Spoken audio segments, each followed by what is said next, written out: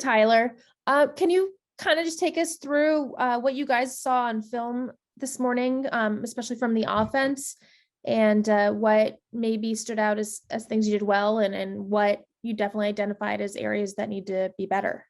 I can't give you a detailed answer on that because I'm actually about to go and watch it now with the coaches. So I have a little bit better idea after that. But just overall, we just got to take care of the ball and can't give them the short fields on offense, and put our defense in bad positions with those short fields. They took advantage of that yesterday, and just stuff we got to fix. What can you guys do as his targets to help Matthew Stafford cut out the turnovers? I'd just be more on the details. We're supposed to be getting the 4 to 6 yards on the hash mark and sitting it down versus zone coverage, making sure we get there and do that. Be detailed up more on our routes, get our depths and push it, understand the progression and where we are in the progression, whether we're first or fourth. Can give us a little bit more idea of when we need to win in the route. If you're last in the progression, you don't need to win right away. You need to win when the quarterback's going to get there. So, just being a little bit more detailed from our end on things and making plays for him when we need to. And then one more for me, just with your guys' offense, personnel wise, it's quite a bit different than what it started out, obviously at the beginning of the season, without Deshaun Jackson, without Robert Woods. I know that there's been some shifting with your backups. Mm-hmm. How much has that affected? Plus now you obviously got Odell. How much has all of that affected the offense as you guys maybe hit a road bump and now have to also adjust to so many changing personnel and players? Yeah, there's definitely a little bit of adjustment anytime you got guys getting injured and you have that next man up mentality, but it's hard to replace a guy, especially like Robert Woods, Cam Akers, for example. But and anytime you get somebody new, it always takes a little bit of time with chemistry, and that's why you try to get those guys in the offseason, but sometimes you don't have that option. So it's about picking up, and Odell's done a great job coming in, and Van moving positions from X to Z.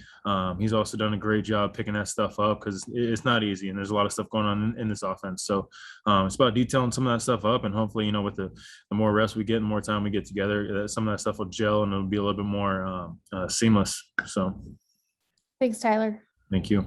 Jim?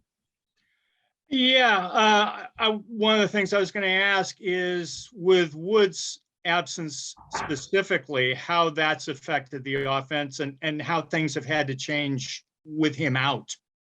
I just think it's some guys being asked to do some different things in different positions. And in this part of this game, there is injuries. That's the tough part of this game, and it's having that next man up mentality. We got the right guys on this team and in that offensive room that are capable to step up in those positions and make plays and do what we need to do to win these games. And it's just about doing it.